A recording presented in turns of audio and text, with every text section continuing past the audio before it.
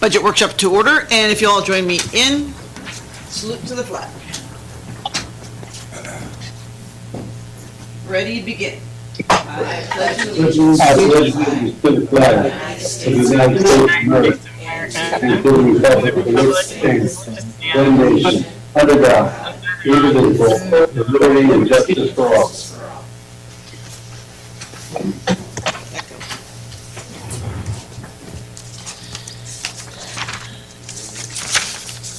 I was just telling our city manager, perhaps we should have started with a prayer. We're talking about the budget, but we'll get on. We'll move further. This, just for the public to know that this is an opportunity to address the council for the participation concerning the item, which is our budget workshop, and that the city clerk will provide additional details and instructions once we get to the public participation. Did we find out if Channel 2 was ours today? We're good for Channel 2. Okay, so this will be streamlined on the city's website, YouTube, and Spectrum Channel 2. Roll call, please. Councilmember Larson? Yes. Councilmember Ariano? Here. Councilmember Nazrati? Yes. Councilmember Esquer? Yes. Mayor Bublak? Here, all of us are here. Roll call for declaration of conflicts of interest. Councilmember Larson? No. Councilmember Ariano? No. Councilmember Nazrati? No. Councilmember Esquer? No. Mayor Bublak? No. So, moving on to approval of the agenda as posted or amended. So moved. We have a motion Second. and a second. Did you get them? Thank you. Approving the agenda as posted, Councilmember Larson? Yes. Councilmember Ariano? Yes. Councilmember Nazrati? Yes. Councilmember Esquer? Yes. Mayor Bublak? Yes. All right, before we start public participation, I will defer to our city clerk for additional details and instructions on how to wave your hand. Thank you, Mayor. I would like to advise members of council at this time, I will leave your lines unmuted if you would like to mute and unmute yourself whenever you have an opportunity to speak. That way you have more control over those operations. Regarding public participation, members of the public will be given the opportunity to address council concerning items that have been described in the notice for this meeting. For those who are interested in addressing council, please use the raise your hand feature on your screen, or you may also press *9 from your telephone keypad once the mayor opens public comment and before she closes public comment. Members of the public will be allotted 3 minutes for comments, and comments will be taken in the order of which they are received. When it is a member's turn to speak, they will be unmuted, and they will have a prompt of which then their 3 minutes will begin. Lastly, we request members who choose to address the council to please state their first and last name in the event that any follow-up is needed. However, this is not mandatory. Thank you, Mayor. Thank you. All right, we will be opening the public participation. This is for anyone wishing to address the city council, but it will be given a 3-minute allotment, and also in reference to this, it should be anything other than what we're talking about, which will be the budget, which is almost an impossibility, but we will give you the 3-minute opportunity should you want to speak to us. So we'll open the public participation. Thank you, Mayor. At this time, I have one member of the public, Mr. Franzen. Mr. Franzen. Okay, sorry, I think I unmuted myself. Okay. Am I there? Yes. Okay. Yeah, I just wanted to speak regarding the budget and actually ask that you consider our entire economy in this. I know people have been talking about sales tax and our hotel tax, but again, like I've already said, that the city's portion of what we see as like taxable sales turns out to be about 1%.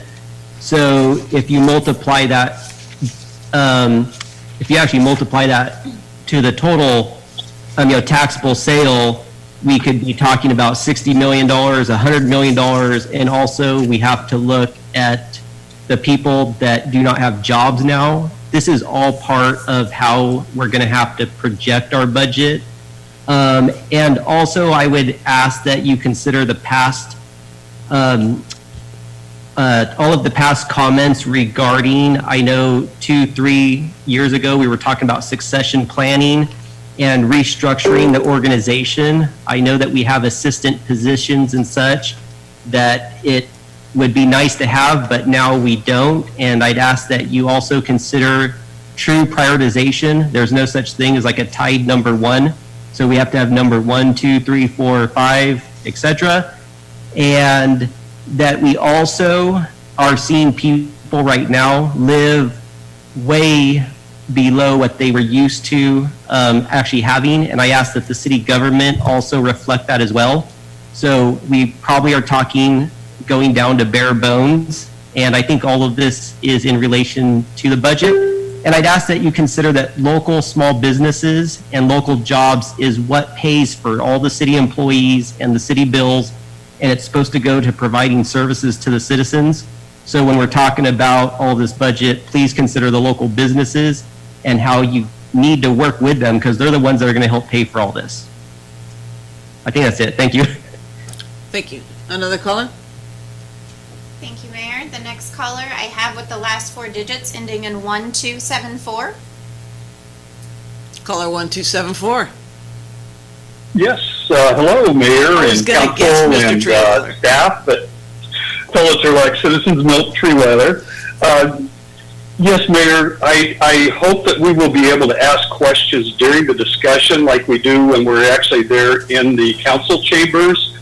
I don't really have a prepared speech at the beginning here, but I will have questions, and I don't want to try to ask 10 questions right now and then wait for answers during the speech. So how is this meeting going to proceed? It's a free-for-all. No, we're going to do it like any other thing where the presentation will happen, council will have questions, we'll open it to public, and then we'll come back and we'll devise a plan. Very good. Thank you, Mayor. Thank you. Another caller? Thank you, Mayor. The next caller I have Mr. Bates. Mayor Bates, are you there? Mayor Bates? We've got a red carpet. Came on. Okay. Can you hear me? Yep, go ahead. The unmute button just came on. This whole situation is a moving target. That's an understatement. But something that came out this morning is the fact that, and you guys have all heard this, that the CSU system, the university, is not going to have on-site classes. I'm just wondering, is that going to be a significant impact of considerable impact on the city of Turlock and the revenues? And is that something that you're going to possibly have to address again, with revised numbers? It just feels to me like that could be more significant than other issues. So the fact that CSU is not going to be having students in residence from the last we heard. That's it. Thank you. Yeah, today is already prepared, but having only announced it yesterday, the fluidity of this is making it a little difficult for finance to work those, but there will be a forecast, obviously, because that will be a significant financial burden to us. Thank you. Another caller? Thank you, Mayor. At this time, I do not have any other member of public that would like to address the council. All righty then. Then let's move to closing the public participation and budget workshop. Our new city manager and accountant are going to give us so many great ideas on what we're going to do. Or you're just going to tell us how bad it is. Maybe a little bit of both. All right, so thank you, Mayor, council members. The COVID pandemic has created another situation that is not the way I'd prefer to do this.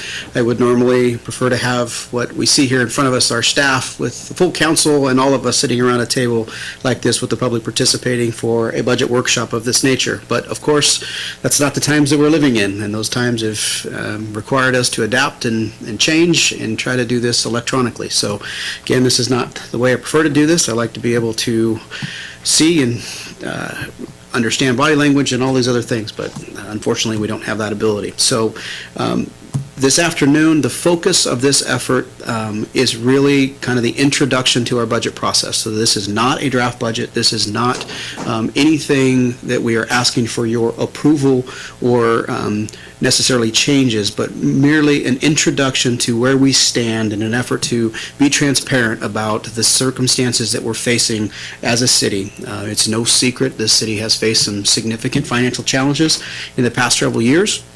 And this year, prior in through February, this city was doing a fantastic job of managing a budget. And the staff that I'm looking at and the rest of the team have done an outstanding job of managing the fiscal year 1920 budget that, if it were not for COVID, would be in a really, really good position. The revenues were up, expenditures were down, and it was tracking in a very good position through February before the world all changed on us.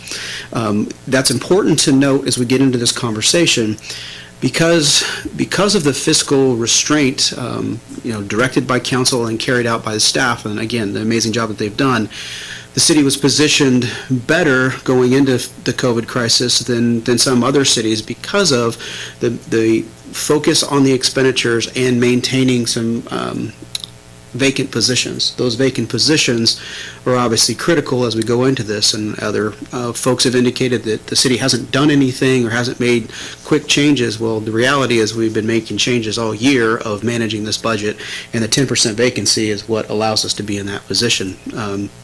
We did make some changes almost immediately in the COVID, well, primarily on part-time folks, and those were all released, and again, immediately instituted a hiring freeze for those vacant positions as we, daily react to the changes that are coming at us. As mentioned on the call earlier, announced yesterday, the change that obviously we had no way of knowing whether that was going to happen. Now we know it, and we'll have to do some analysis to see what the level of that impact is. And just like on Friday, as we started putting the finishing touches on the information that's in your package, literally got an update on our sales tax projection that resulted in a $1.2 million decrease in sales tax revenue.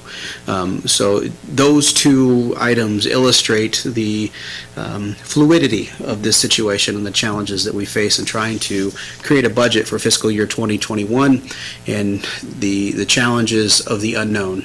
For our team in finance, projections are always a challenge, and this year is an extremely difficult challenge projecting revenues, primarily because this is something we've never seen before. We've never seen a situation that is impacting so many different segments of our economy in this global perspective. So normally with a recession, you can look at it and say, hey, this is a recession that was like in 2001, and we can model it something like that. In this case, there's nothing to compare it to, and we really don't know what the future holds on how we come out of this recession. So all of those factors bring us to today to look for primarily some direction from council and the public, and we're looking for, in essence, guardrails to guide us in preparing a draft budget for council's consideration that would consider some or present some options. So today we'll talk through kind of the big picture, high level, and the information again that we provided was not into the details, but really finding kind of from a department level. We'll make a presentation with the details to kind of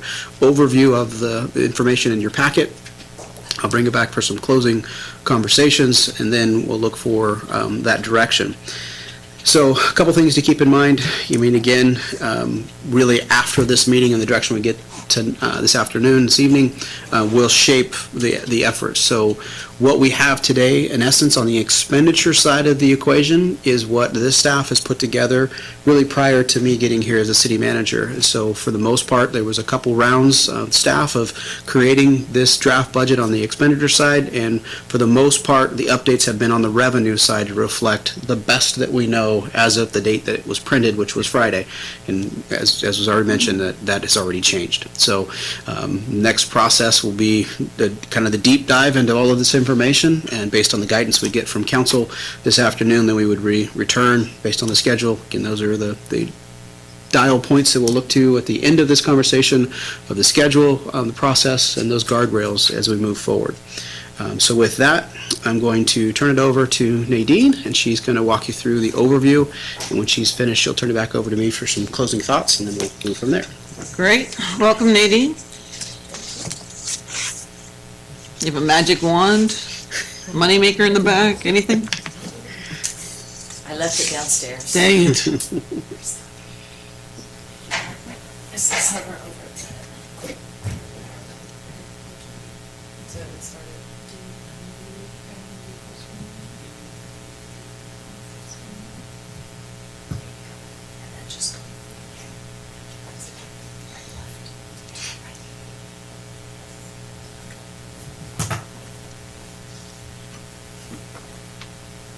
Good evening, Mayor, members of the council, community members, and staff.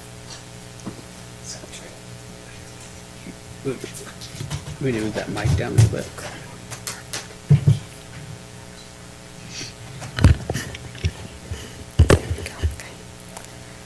All right.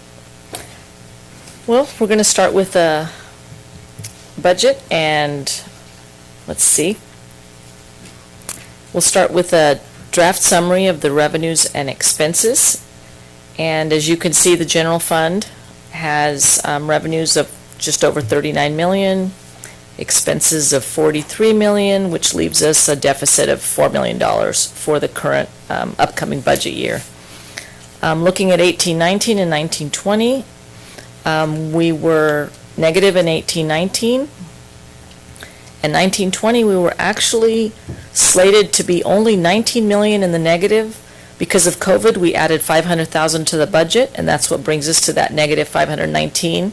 But 1920, staff worked diligently to keep the budget very balanced.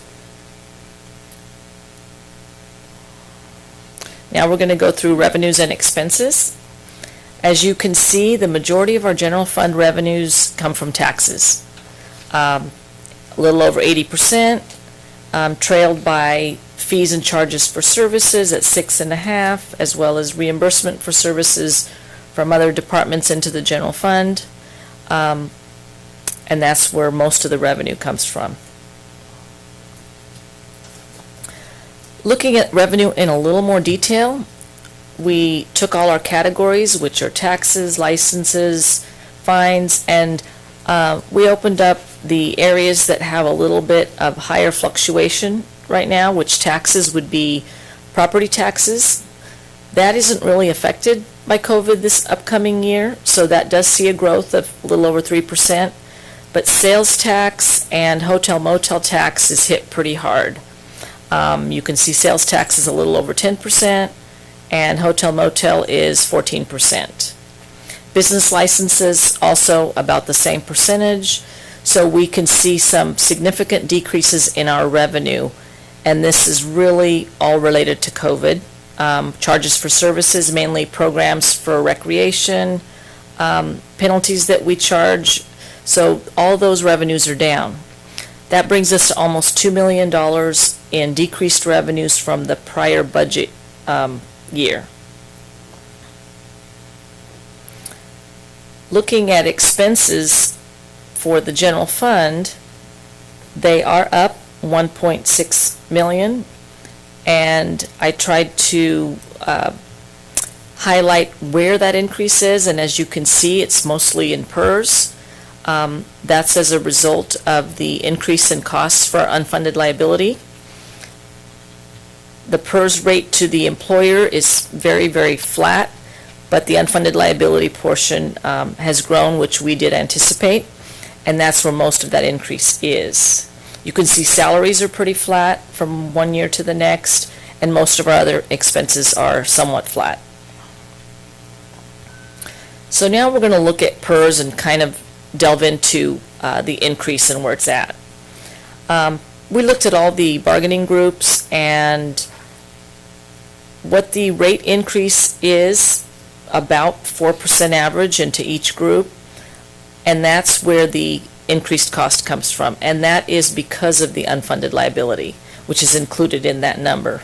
So you can see from 1920 to 2021, the rates have gone up, and that's about an estimate of the increase for the portion of unfunded liability that we need to pay back to PERS each year. We're going to look at police and fire right now, and first we will look at the expenditure side. Overall, the expenditures have increased or we expect them to increase in 2021 about 5% for police and 5% for fire. And that is not significant increase, but it does add to the budget deficit. And it's across the board, salaries, benefits, contractual. So there is a slight increase in a lot of those areas, but it's 5%, and some of those increases are part of just the cost of doing business. Really no increase in positions, just mostly salaries, benefits, and other costs. There is, if you look at fire, the increase from 1819 to 1920 did go down, and that's because fire and police both have worked diligently to keep down the overtime costs, and that has really saved some money. And also in 1819, there was an FLSA payment that fire had to make, and that was just a one-time expense. So that's the anomaly of the decreased increase there, or decreased cost, excuse me. Now we're going to look at the general fund excluding public safety, which is the administrative costs, recreation, planning, all those departments are all in the general fund. And the cost increase that we expect from 1920 to 2021 is 1%. Not a lot. So costs have really been contained as much as possible. As Toby has stated, the 10% vacancy rate is probably helping the city to save money and to make the bottom line look a little bit better. We're going to look at staffing levels here, and as Toby did mention, the staffing levels do show vacancies. In 1920, we have 357 budgeted positions citywide, and as of right now, or as of the 4/15 payroll, we had 34 vacant positions. As a result of that, that gives us a 10% vacancy rate. And that does help us save money, but of course it does also cause the city to have decreased services because of the decreased staffing levels. Let me see.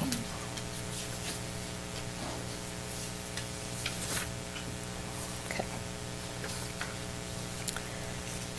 This is just a snapshot of the general fund, staffing only, just to kind of show you where the general fund is and the vacancies that we're seeing there, which do attribute to some of the cost savings that we've had.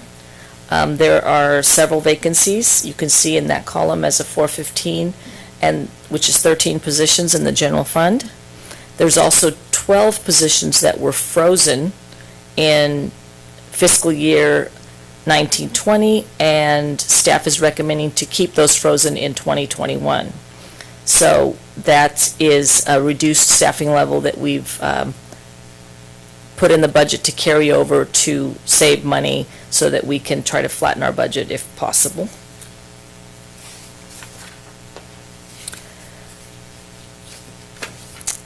Here is the general fund analysis, reserve analysis, excuse me, and what that shows is that at the end of 1819, our general fund will be unassigned will be almost 6.5 million.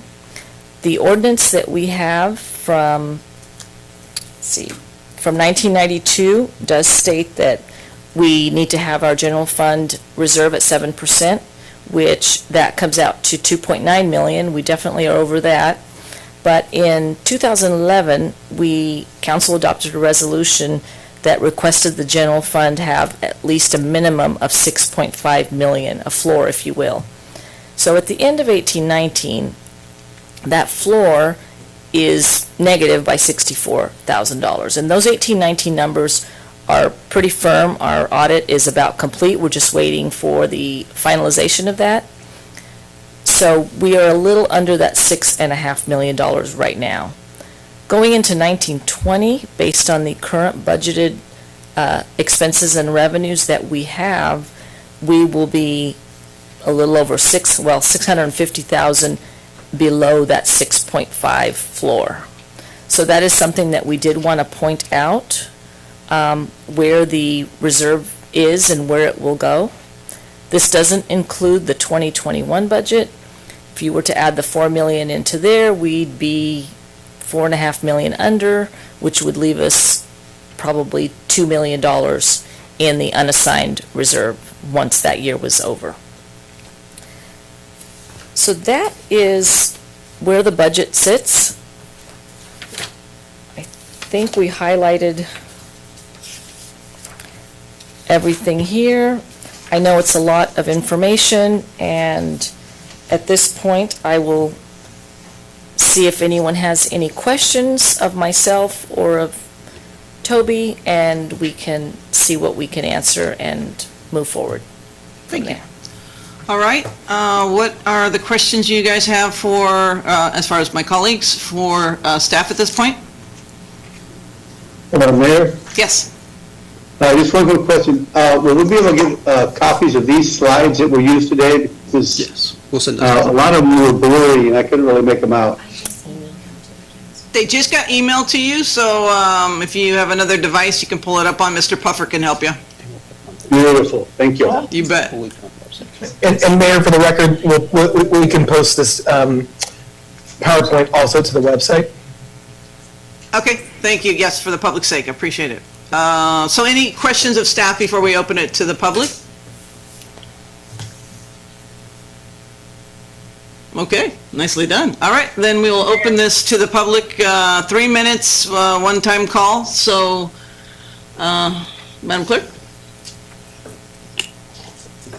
Thank you, Mayor. At this very moment, I do not have any member of the public that would like to address the council regarding this information. Fibber. And that was a moment ago, and now I have a couple. They're coming in really slow. Can I ask a couple questions? Sure, absolutely. Hey, my video is super delayed. I don't know why, but a couple people were trying to talk and it wasn't happening. So on the previous slide that you, Nadine, that you had on the bottom, you had the total reserve balance. I think it was. I don't know if you can put that back on there. Previous slide. That one. Is that the one? Okay, there it is. So total general fund reserve balance. That's not is what we have from this last year, correct? The 6.4 million is the unassigned. So we're at 10, you guys do your bookkeeping a little bit different than I do. So we're at 10 million total at the end of 6/30/19. If we use that unassigned to go in the general fund reserve. Are you adding all those numbers up? Is that where you're getting the 10 million? That is correct. And some of those numbers are committed or signed, which means we cannot utilize them for expenses. Does not go directly into our reserve account. Correct, yeah. So the implication is it looks like we have a ton of money when we've been talking about like less than 7 million for the whole time that we've been on council. The 6.4 million is the number we're talking about. Yeah, The others are in the reserve, but they're already dedicated to Correct. another Right, opportunity. those are not numbers that we have access to as a city council. Correct. That is correct. Just the red line, that's all we got. Yes, yes. The red line But is we the show bonus. everything because this matches the That was financials. clarified, because it looked like if you added it all up, it came to the 10 million that we had in reserves, but that's not correct. Good point. It Thank you. is reserve balance consistent with our general ledger and accounting to make sure we match Correct. our audited information. However, per our municipal code, the ordinance and the resolution, the unassigned is what the focus on what our accessible, think of it as our piggy bank of what we could utilize. It's the red number, 6.4. And our threshold is 6.5, right? Is that what you said? Yeah. So the resolution that was passed in 2011 identified a hard number of 6.5, which is a higher threshold in most cases than the ordinance from 1992 that was just a 7% of expenditures. So So what are you considering a compensated absence? Unfunded positions? Compensated absences are your vacation and sick leave that we are required by GAAP to account for as a liability on the city's books, and that's what that entails. So if someone was to leave and have vacation and sick leave, they get paid out their vacation, a portion of sick leave. we have to show that we have those funds available to pay for that, and that's what that is. Okay. And then the other question that everybody's gonna have is, I think it was on slide 3. I can't see them very well. They're super blurry on our end. So I can't pull them up on my right. So the taxes, go back where it said 10%. I think it's there. Is it there? Next one. Next slide. So our that's not, no, go back one more because I had another question on that. Right there. So right where it says that, I think it's 80.5%. Yes. Okay, those are property taxes. Those are what? Give the public a good overview of what that includes as far as taxes. Those are property taxes, sales tax, let's see, franchise fees, hotel motel tax, business license tax. So those are all the different taxes that the city charges. Okay. So are we higher or lower than last year? I think we're a little bit higher, right? Lower. Or is it Lower. lower? I mean, $1 million lower. lower. Sorry. $1 million lower on taxes. Yes. So we're going in Right to there. this next fiscal year, $1 million under what usually our tax liability is, plus whatever's going to come forward with all the rest of the recession. So, I mean, is 10% a confident number that we can kind of assume that we're going to be missing, or do we need to go in with 30% and hope it's 20%? So I'll answer a little bit on the forecast of those. The big three there, and two of them are the big ones, right? Property taxes at 13.2 million and sales tax at 13.1 million. Our degree of confidence on property tax is very high. So because we know property tax is a lagging indicator and the way property taxes are figured, we have a high degree of confidence that we're going to come in really close to that number. Even recession impacted property values don't get reflected in the current year. It takes at least 1, if not 2 years before a property tax starts to see a decline. So a property tax number, which is basically a third of our revenue source, is a relatively firm number that we're comfortable with. Obviously, the sales tax is based on the most recent information from Avenue Insight, which is our consultant that handles all of the sales tax, and they have direct information from Franchise Tax Board in terms of what those informations are. So this is their most recent guidance and forecast for what fiscal year 2021 will look like. Obviously, that is subject to change and is probably the most volatile of these numbers in our budget that we have the least control over. So that's where we do have some concerns of what that looks like, but this is what we have used in the past for budgeting. And their information is generally very, very accurate based on the resources and the access that they have. So again, it's the best number that we have today. I would suspect that when we get to bringing this item to final budget approval, if this were to occur on our June 9th meeting, we probably have an updated number, and I would suspect it's probably a bit lower than that, depending what happens between now and then and what the governor's orders are looking like and how businesses are projected to return. So, and similar with hotel motel taxes, that is likely a guess, but again, as a smaller piece of the overall pie, its volatility doesn't affect our revenues as much as, the sales tax is, again, another third of our revenue source at the $13-14 million range. Thank you. Just a note on the sales tax. If we were to if COVID was not in existence, we would have been slated to have a little over 15.5 million in estimated revenue for sales tax. So we are down quite a bit, almost 2.5 million or around there. So that is a big impact to the reason why revenues are so low. But our consultant did give us a number of probably closer to 16 million, 15.6 or so, that we could have expected had COVID not happened. I have a question. Sure.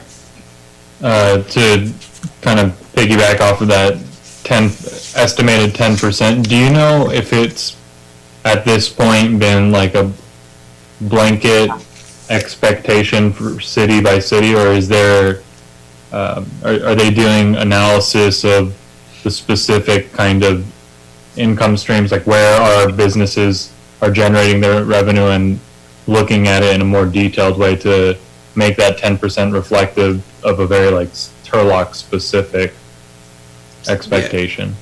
This is really a key distinction for recognizing the difference. As our administrative team met this morning, and Ms. Pitt provided the perfect illustration to this point, so got to give her credit for it.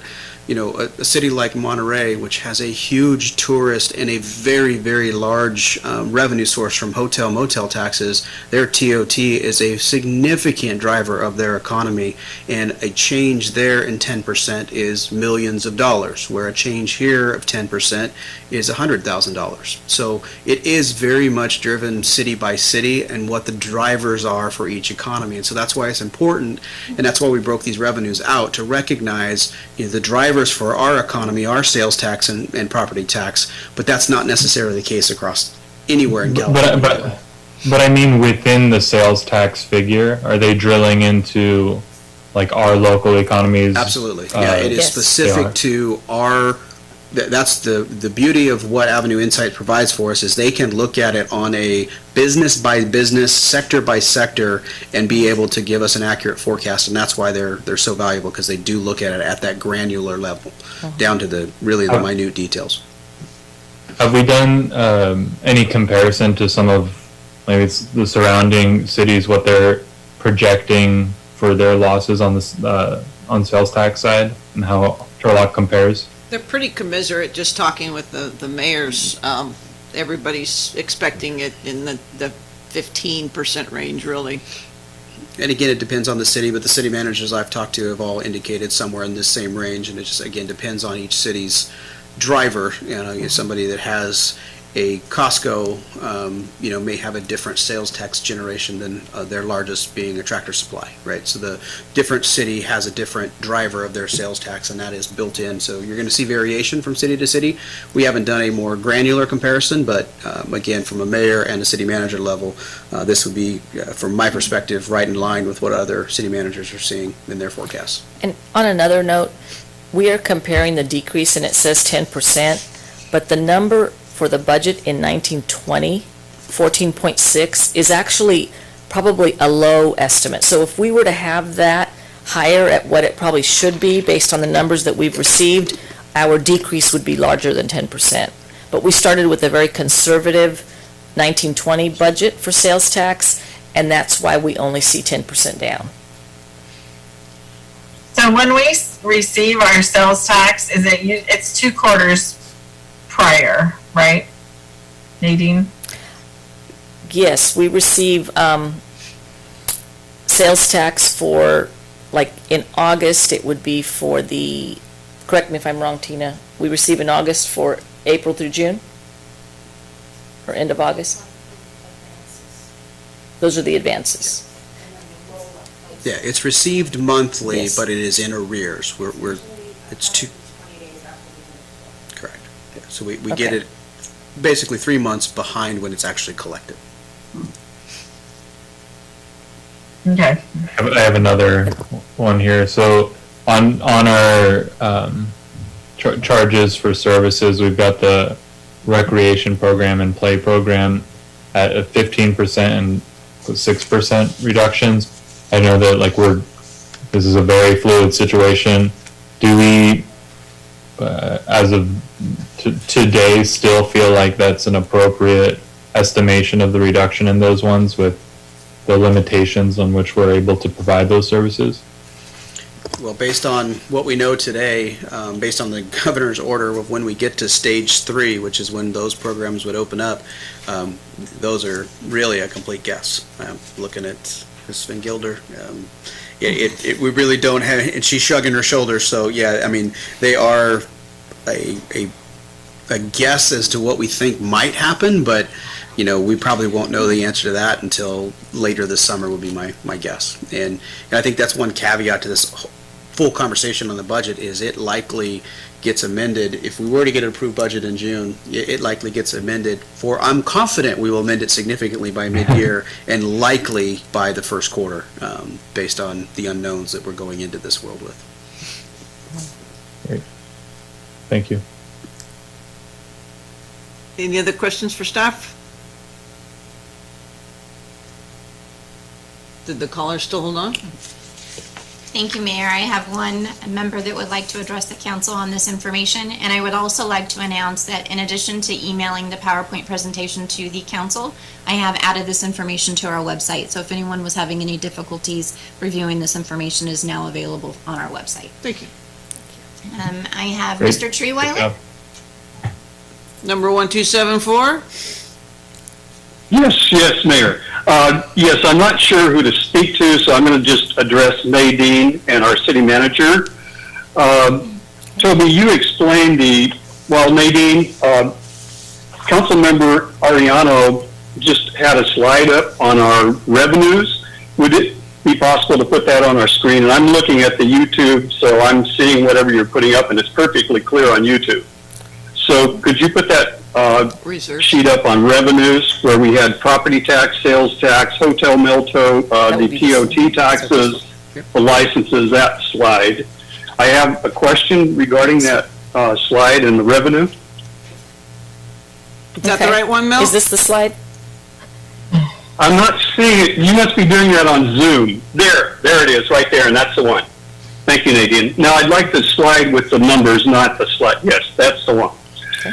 Okay, so this question could go to Toby or to you, Nadine, I'm not positive, but as we look at the taxes and Toby, you've already explained the property taxes will remain the same. So we're confident that that will be the figure we see. On the sales tax, we know there will be a decrease. And here's my question. With a modest 0.5% sales tax measure, where we originally estimated we would get about $7.5 million with that 0.5% sales tax, what is the estimate that 1.5% sales tax would now bring in? And is this the column that would go into if the citizens of Turlock passed it? So this would be, well, depending on how let's back up. So one is a discussion for another day on the sales tax measure coming soon. However, it depends on the ordinance on how those monies were going to be categorized, but they would fall under the same category of sales tax, but likely we would likely track it separately as a separate line item just because of its special nature.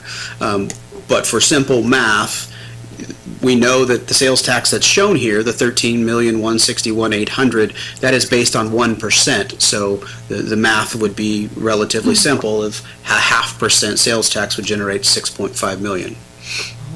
Then it would be shown as a separate line item based on that sales tax revenue. Because it is collected separately, we get that revenue. It comes in at the same time, but it does come in as a separate mechanism through the state. Okay, thank you, City Manager. I mean, that's a very clear explanation.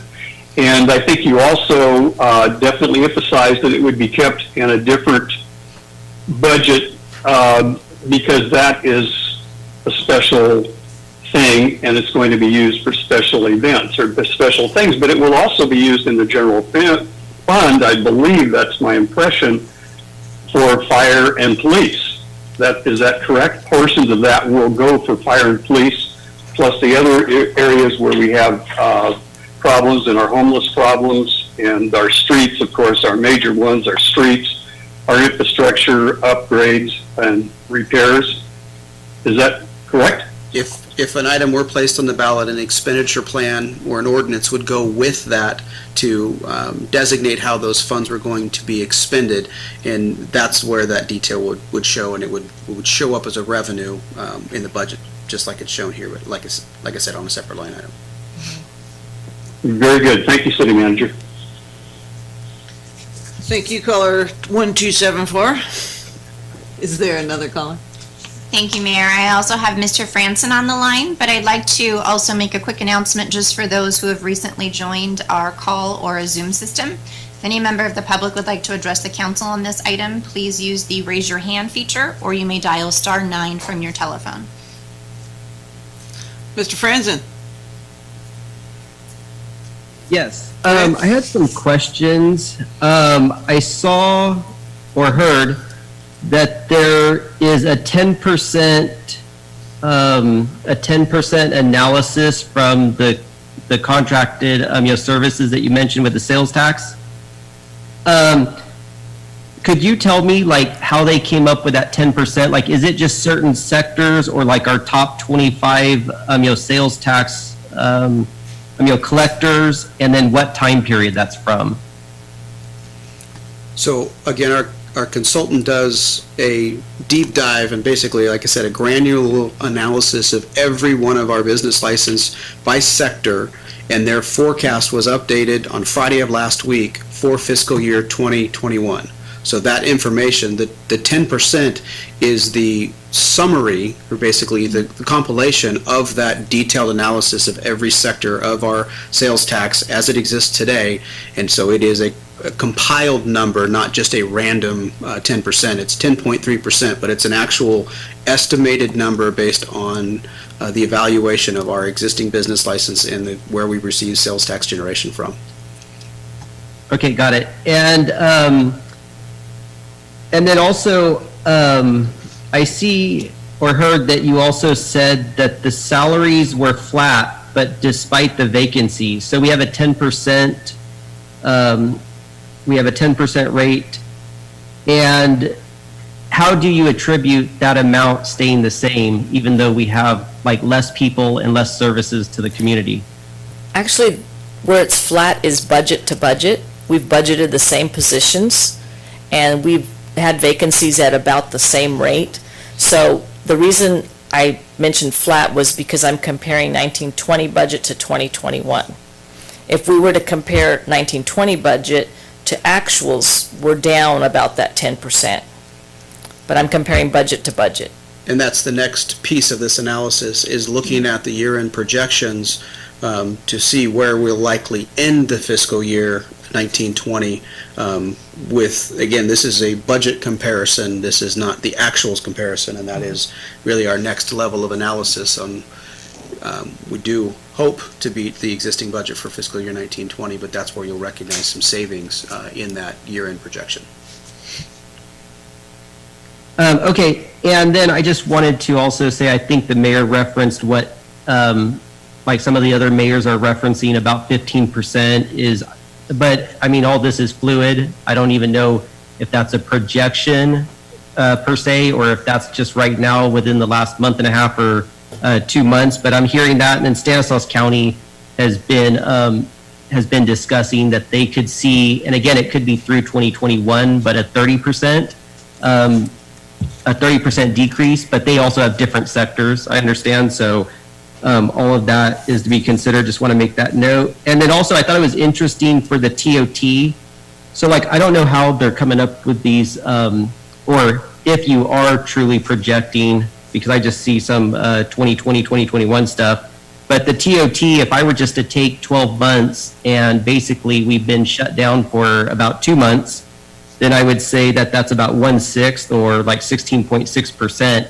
So like, I just would use a rough guesstimate of like a sector like that. Or if you want to take, I think I heard that 50% of our sales tax comes from our top 25, I think. So if you have the other 50% and they were basically closed or partially operating the last 2 months, again, it's also sort of like, you know, it would be 16% of a year already that we've been greatly impacted. So I just thought I would mention that, and what other people are talking about. I'm hearing 15 to 30%, but I don't know if that's going through 2021 and what projections. But also, I just want to state, you know, for the record, I really don't see how there aren't going to be major, you know, implications, and how it's not going to affect our city employees' jobs. Because I'm just looking at like the unemployment and the you know, economic hit that has been unseen before, and I really just don't see how we don't have adjustments going right now. So I'd just like to really put importance on actually making some adjustments. Thank you. Yeah, thank you. Another caller? Thank you, Mayor. I have a caller with the last name Beekman. Mayor Beekman? Matt, you there? Sarah? This is Sarah. Sarah? Beekman, caller, are you there? Sorry, I'm flicking between apps here. This is Sarah okay. Beekman. On page 13 of your slide, you reference contractual obligations. Is it possible to get more detail on that? Page 13.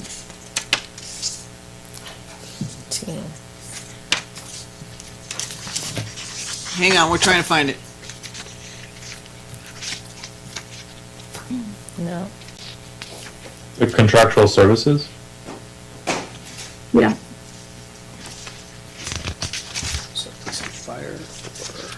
At some point, not necessarily today, but at some point, can we get more detail on that? Was it this one? Is this the one you're speaking of, Sarah? On page 13 of the slides that were just posted. Do you have a pageation? What's the header on that? Public safety expenditure. Oh, public safety. Sorry, it doesn't have pageation on our thing here, so we're trying to count. Okay, so public safety. Non-public safety Oh, expenditures, non-public safety. contractual services. 1.24 for 1819, 1.1. Right there? This one? Is this the one? Yeah, there you go. Okay, what was your question again? My question is, at some point, can we get more detail on what that looks like? What makes up that total? Yeah, of course, with the actual budget, we'll have, line item detail for that, but Nadine can kind of give an overview there. Do you want specifically, you're talking about the contractual services? Yes. Okay. I can give you that.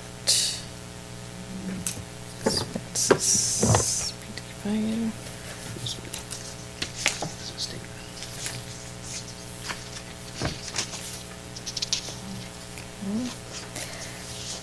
That is all of our maintenance, laundry service,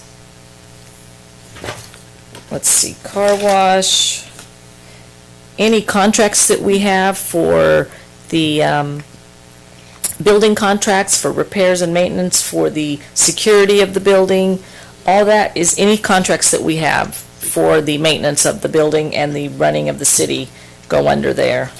And legal services would be included in contract services as well. Yes. Yeah, that was my main question. So what percentage of that is legal? Half of it? Approximately. And obviously, when we present the budget, we'll break that out and show the actual detailed line item. Currently, it's projected at $535,000. Okay, thank you. Thank you. And so just to be clear, that's the Labor Negotiating Council as well as the city attorney. That's the two Kevin different Dale, firms. yes. So- Thank you, Mr. White. Another caller? Thank you, Mayor. I have Mr. Camara. Mr. Camara? Hello, you get me now? Yep, speak just a little louder for us. I gotta pop my levels up a little bit.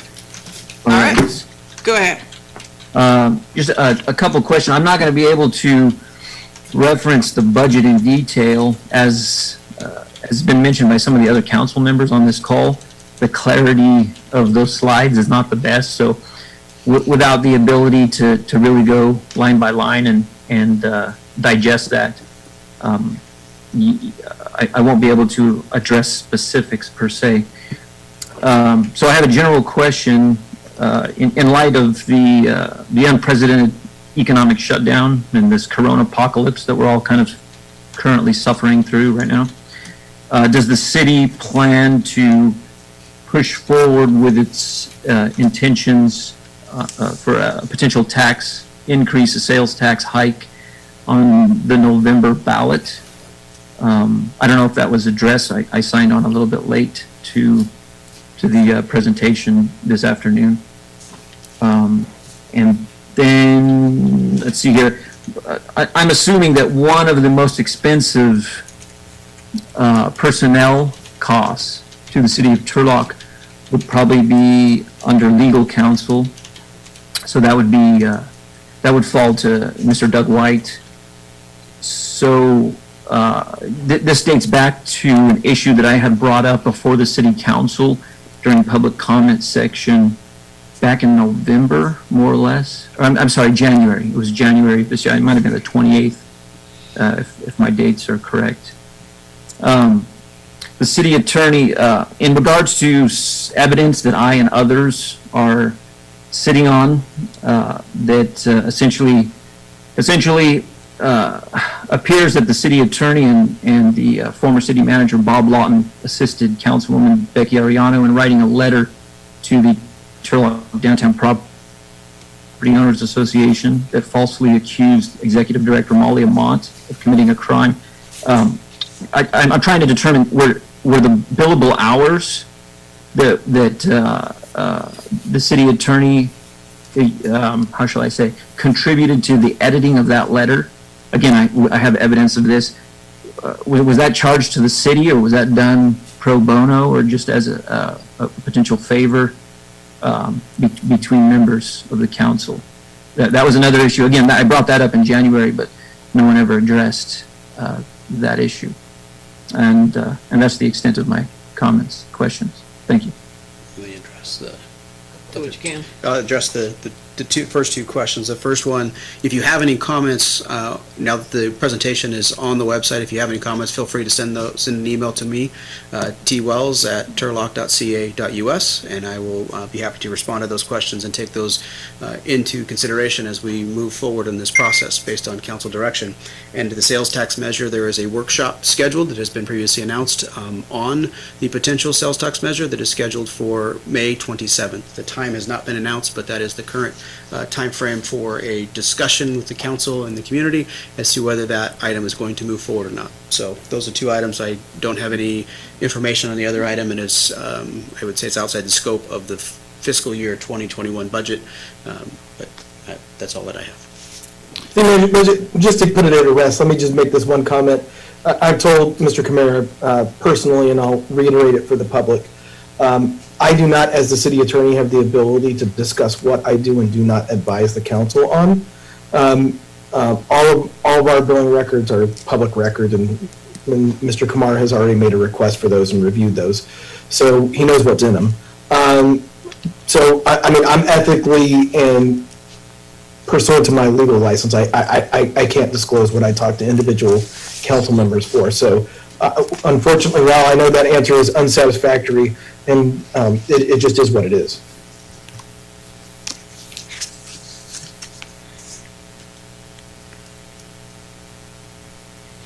Okay.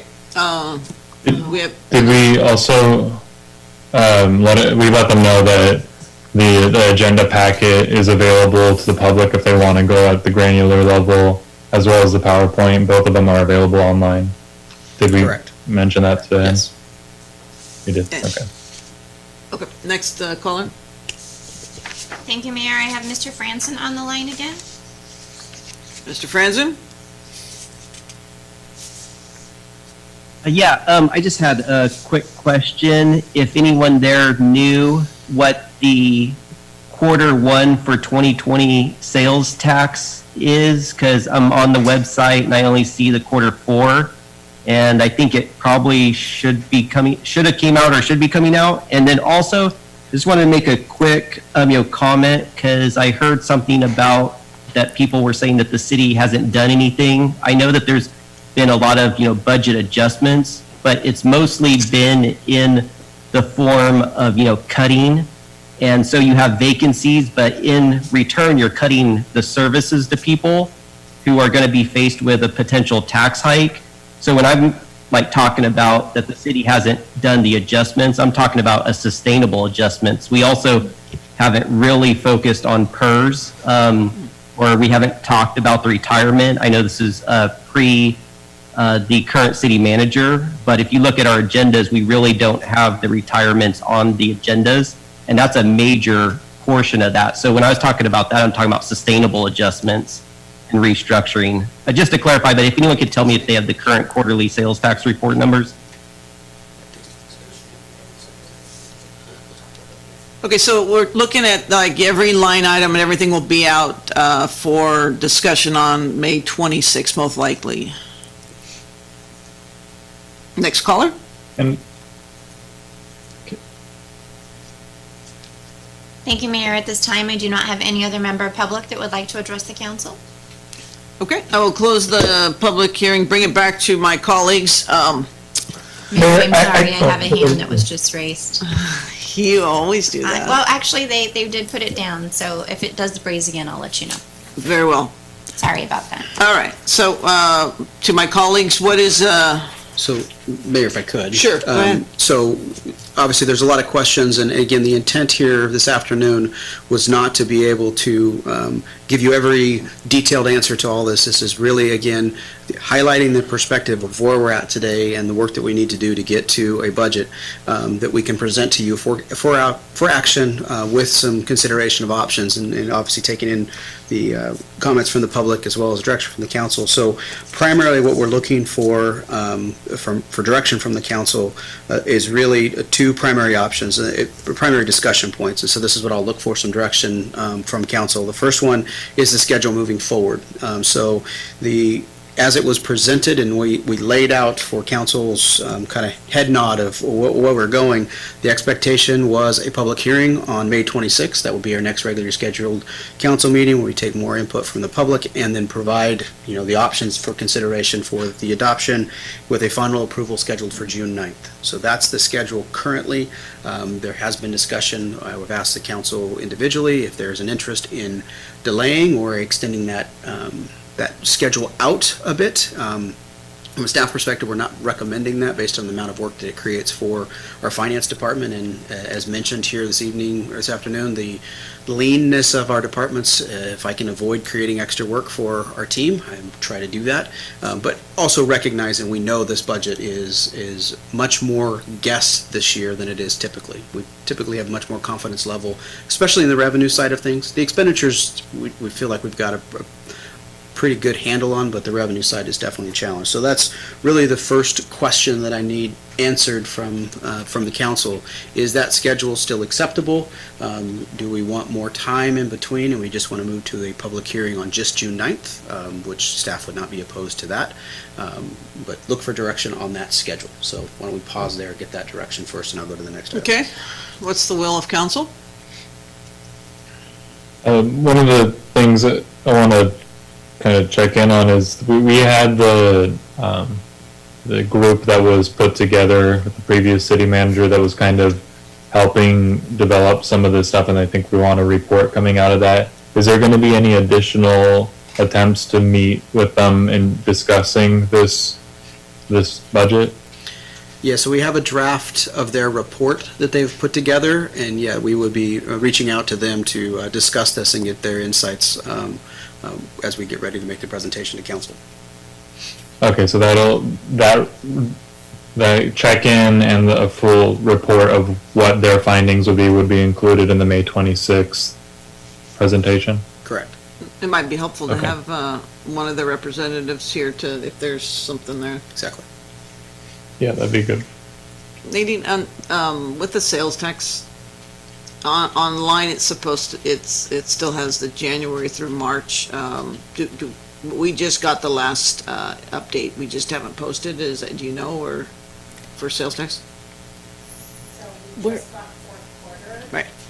And I put it up, I just got it yesterday, and I put it up yesterday. Okay, cool. Thank you. Okay. What was the answer to that? 'Cause we It couldn't just hear. got put up last night. We just got it yesterday. We got it yesterday and we put it up yesterday.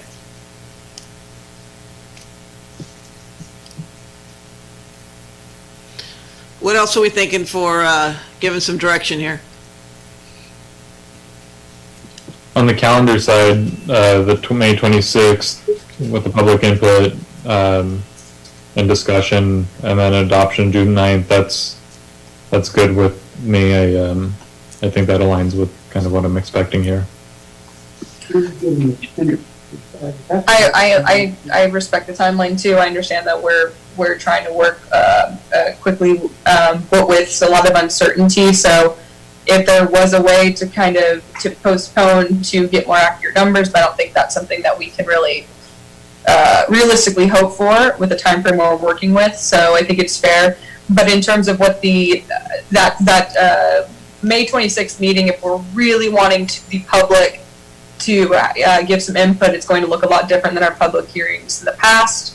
Obviously, with we're going to be in Zoom, so if we can just really make sure that all of our material is really digestible for the public in a virtual way, maybe be able to have some type of request form or something if you want to email to them. We just have to make sure it's really available, since it's going to look pretty, it's going to look like it's moving pretty quick.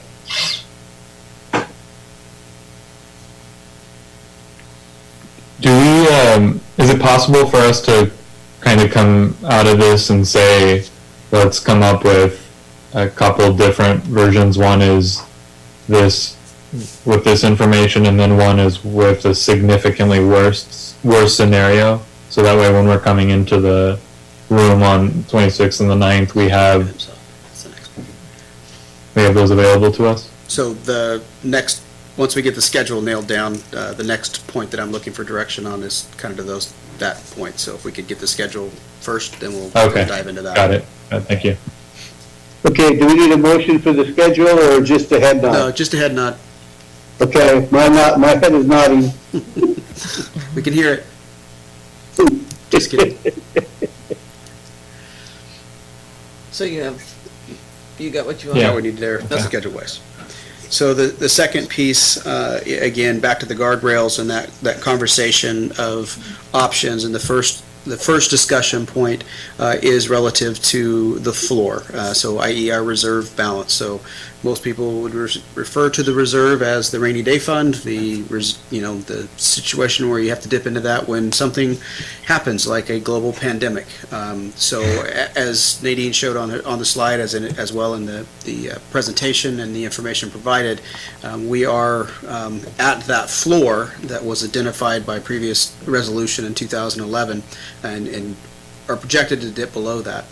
So what I'm asking, is there any appetite from the council? I believe I know the answer, but I'd need to ask the question to see if there's any appetite for using any of that unassigned balance to weather this storm that we found ourselves in. As the analogy to personal finances, if someone were to have money in their savings account and lose a job or significantly lose a revenue source, use their savings to survive, or in some cases a credit card. We don't want to get into the credit card situation, obviously, and I would never recommend that we spend down to the ordinance 7%. That I believe is irresponsible. However, with the situation that we're in the global pandemic, if the council were interested or give some flexibility to dip a little bit below that floor, that would provide us a guardrail to be able to manage this $4 million deficit, and give a little flexibility of presenting options, as Councilmember Nazrati had mentioned.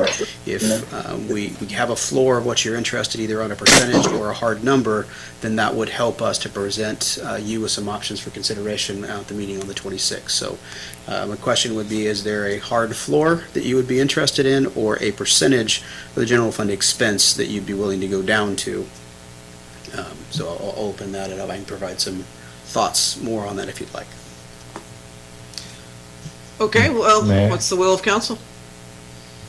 So my thinking is that I want to have one budget that supposes what our best analysis projects, and a balanced budget with that, with those expected losses, and then an alternate one that really looks at how much cost what potential dip we'd have to make into the reserves to preserve some of the most fundamental pieces of our services and public safety, so that we're not jeopardizing, the livelihood of the community. So I definitely want to at least have something put forward with us that says this is theoretically what we imagine we would have to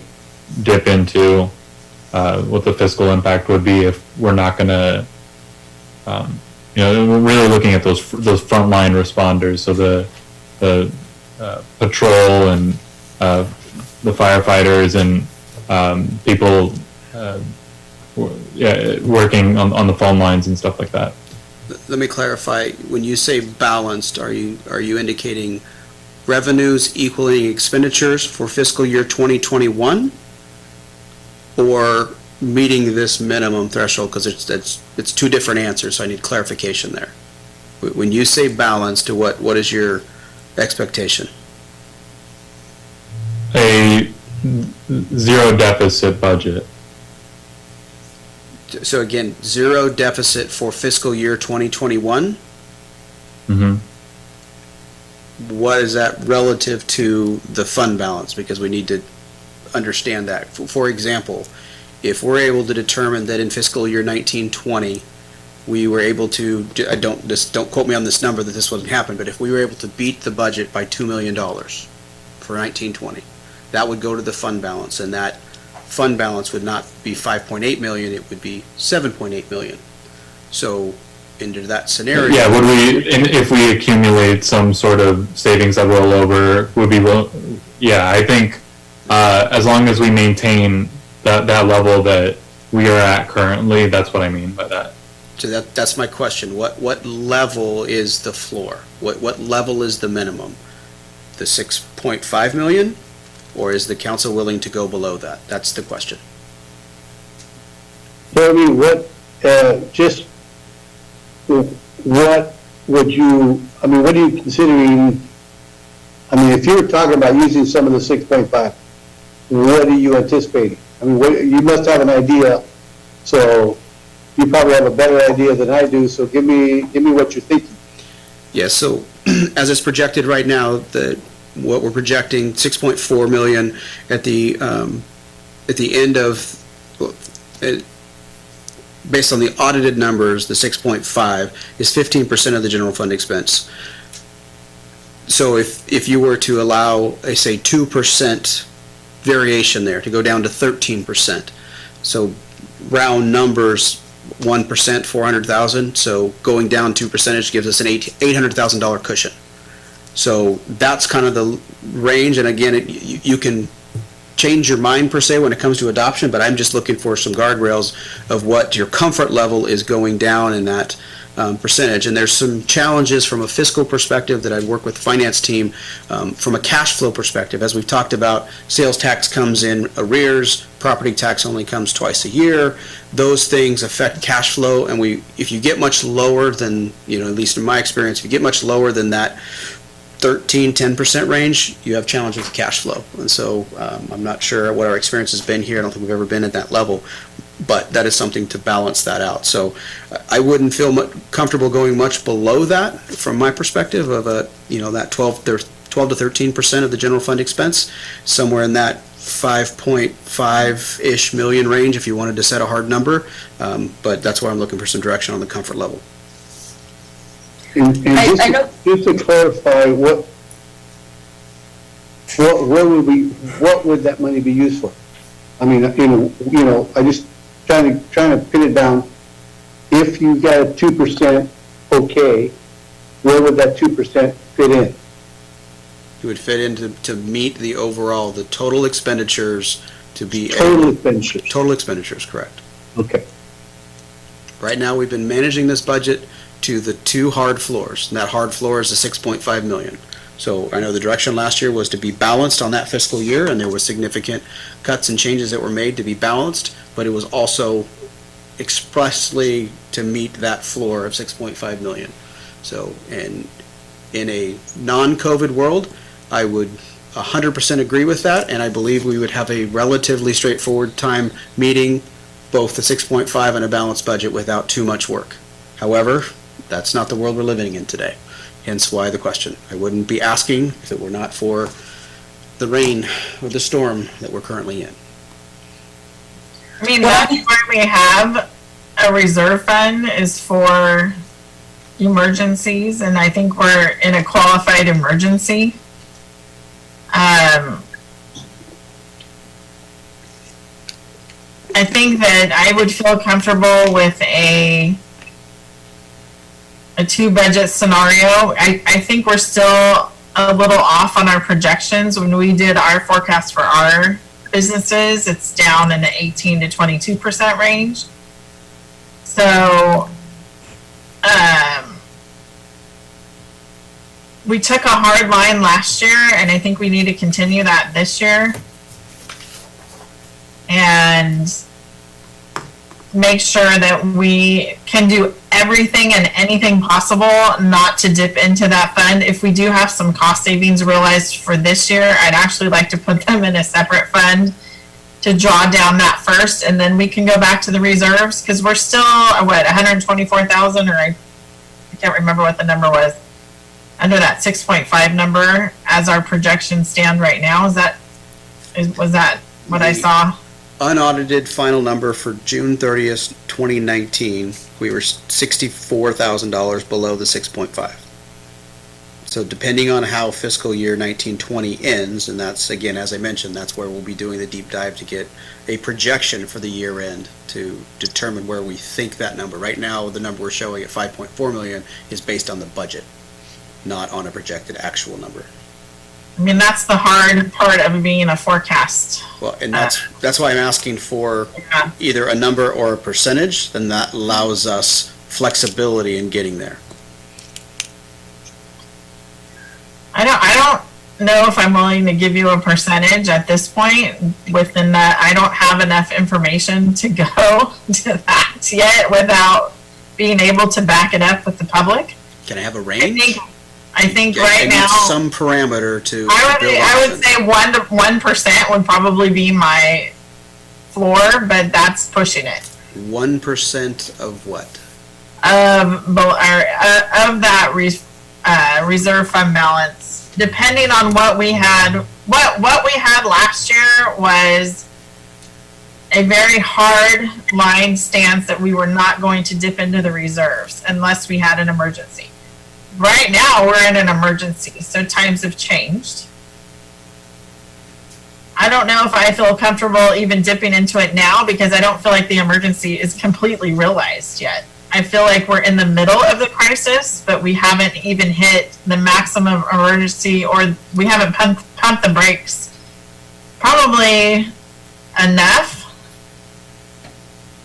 spending-wise. I mean, we don't know if we're going to get paid back for COVID. We have some things that we're going to, realize down the road that we're not going to be able to realize. So I'm conflicted. I guess I'm going to yield to my other colleagues, because I feel like we did put that hard stance in there. If it was my choice, I would say balance to the T. We're not going in the reserves. That would be my line right now, but I don't know if that's actually a possibility.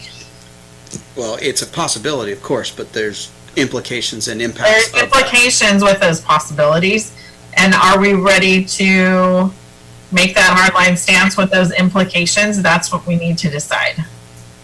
Again, that's why I'm asking for that direction, because any savings we get for fiscal year 1920, we want to be able to recognize those to minimize the cuts to service that we would have to otherwise. I would be okay with maximizing our dollars on the savings that we attributed from last year. I'm not okay with dipping into the reserve funds to do that. We're about to face a recession on top of all this, so while we are in a pandemic, my concern is that we have to figure out what that bottom line looks like without any additional help from the reserve, because the reserve's really not that strong, and we haven't seen what this recession is going to do to us. And I can imagine that the numbers we forecasted are probably going to be a little bit better than what we're going to see in reality. Toby, so the 6.5 is about 15%, correct? Is that what you said? 15%, yeah, right in that range. Okay. And how I look at reserve, I know it can get really convoluted when you're talking about a public entity, is, if all revenues kind of stopped, how far would your savings account go? So with 15%, with our essential duties, I know you even put an asterisk next to that, how far, if we're talking about the floor being around 13%, how far, in terms of even time, could we talk in months, how much time could that buy us if everything else ceased and we only could rely on our reserve to carry out our everyday operations? Is that even, could you even answer that? Well, just the simple math, if you look at the Government Finance Officers Association, they generally will tell us 2 months is what you want to have an operating capital for Yeah. the minimums, right? So Right. if you were to take just the simple $41 million budget, divide by 12 is $3.4 million, so 6.8 million is 2 months. And again, that's rough math, and there's, variation within there, but that's the rough math of what government finance would ask you to have on hand for your operational considerations. Right, and that's where my kind of budgeting mindset would rely on, is kind of that timing. Let's think about our savings account as how much time we can buy, and with 2 months, that's nothing. I mean, I don't know if we can really dip any, like, what 12% would be. We try to get some stuff done in a month. I mean, I don't know. So you're talking 12% of general fund expenditures would be $1.2 million, right? So you would look at a floor of 5.3, 5.2. Mm-hmm. 5.3, 5.2. Again, it's measured as a percentage of the general fund expense. So as the expenses go down, the percentage, again, that's where the math gets a little funny, but percentage versus hard numbers, and that's, again, what I'm asking, so we can put some options together for the council. Do you think I think it kind of goes back to Andrew's initial question, and kind of Gil's asking you, like, well, what would this money really do? Just like I said, that asterisk next to the essential services, I think that would probably help us answer that question. At this point, they're all essential. I mean, I know. What this budget has been, where this budget is today with the percentage of vacant positions, the doing more with less is not an option any longer. This is doing less with less, and if the direction is balanced budget for fiscal year 2021 using no fund balance, there's no other option but reducing services further, period. It doesn't get any simpler than that. I'm trying to be as blunt and as frank as I can, and that's why I'm asking for flexibility. And I think that is kind of right now the expectation that if we're going into a recession, that we need to be creating a budget that reflects that. That a recession era budget that, that does, that's at least one of the options that I want there.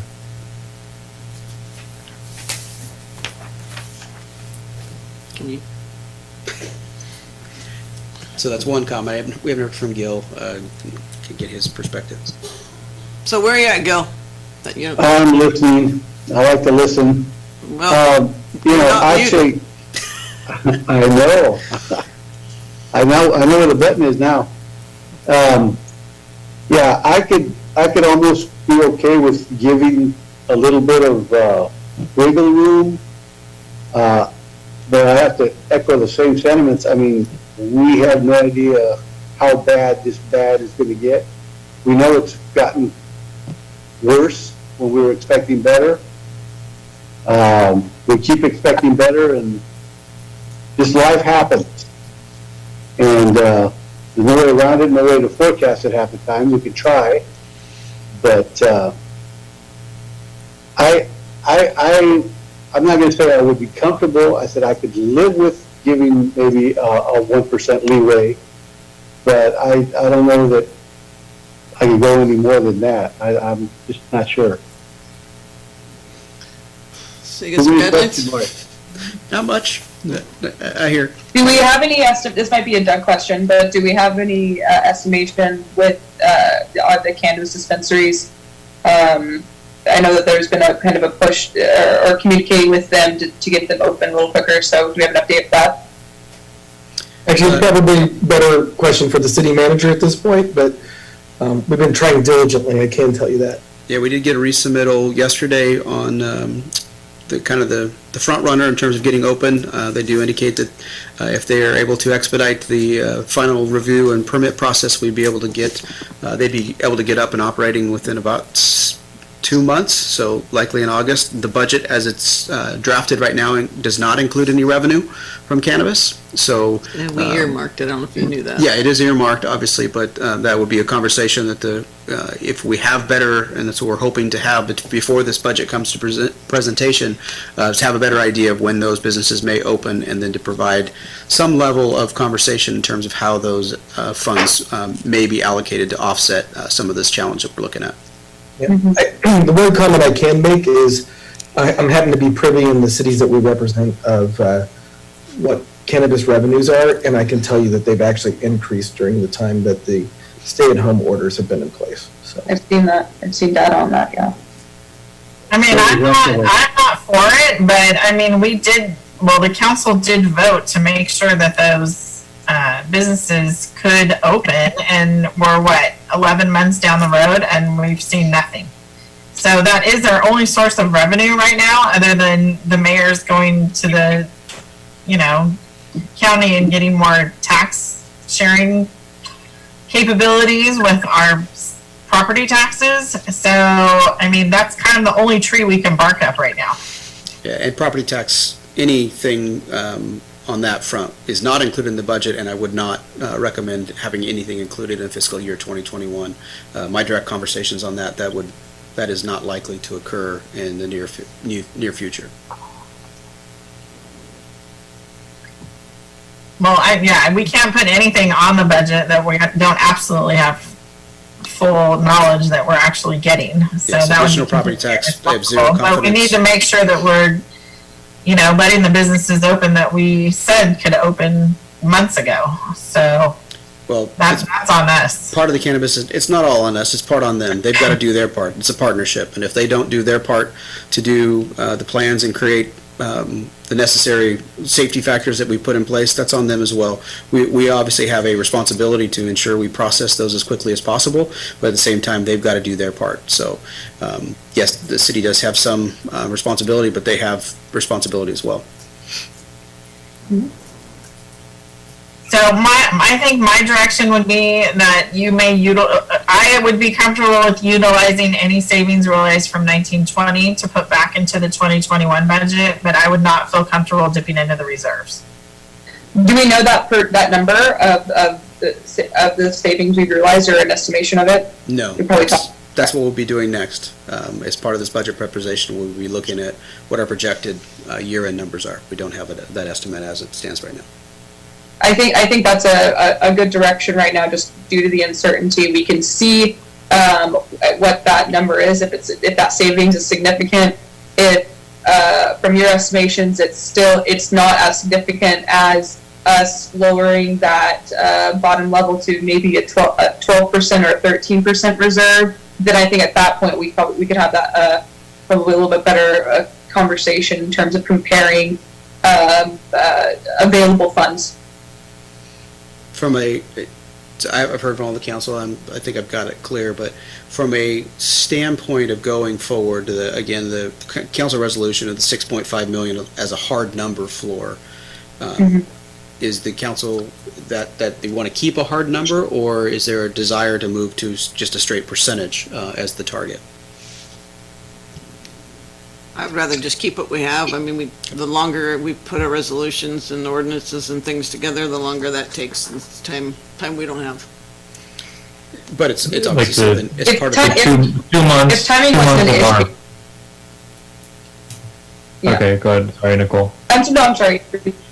Okay. You go. Okay. So yeah, I think that if time wasn't an issue, I think that we definitely should shift to a percentage. I mean, our population is growing, our businesses profiles shift. And this was talked about in 2011. That's 9 years ago. We just had the census go out.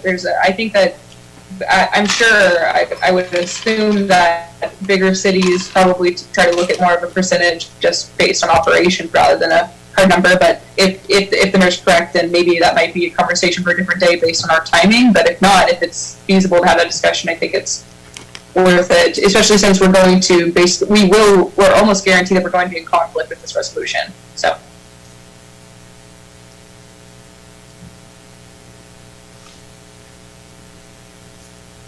Are you frozen? We never really got any feedback from Gil, but that's. You got enough? Gil, what are you thinking?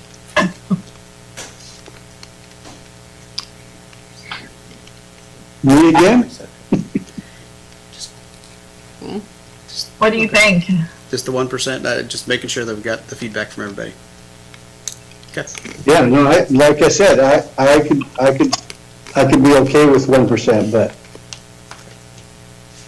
And I do think it'd be good for us to have a worst case scenario out there as well, because if we're going in there with the assumption of 10.5 and that's still the one that we're playing with, the 10% reduction, I think it would be good for us to look at what a budget would look like if that's closer to the 15 and closer to the 20. If we maybe add some variable into the possibility of on the revenue side and work with that.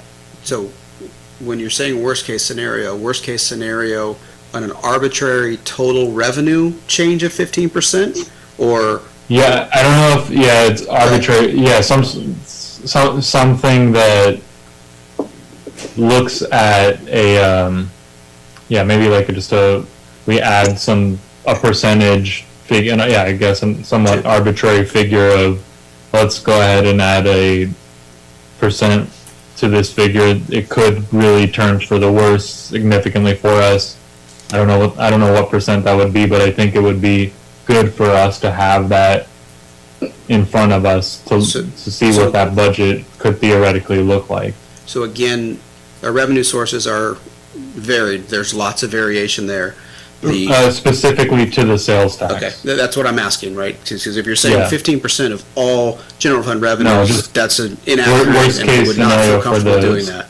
But if we're going to look at the one that's the most volatile, and the sales tax, that's figure.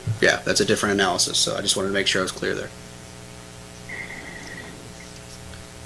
All right, so you've heard what we're saying. I suspect there's a couple different compilations that you'll come up with in reference to that. I would hope that what services we're providing, we take into effect, and I'm sure that'll come up with the citizen committee. I think they talked about that as well, so that would be helpful for us.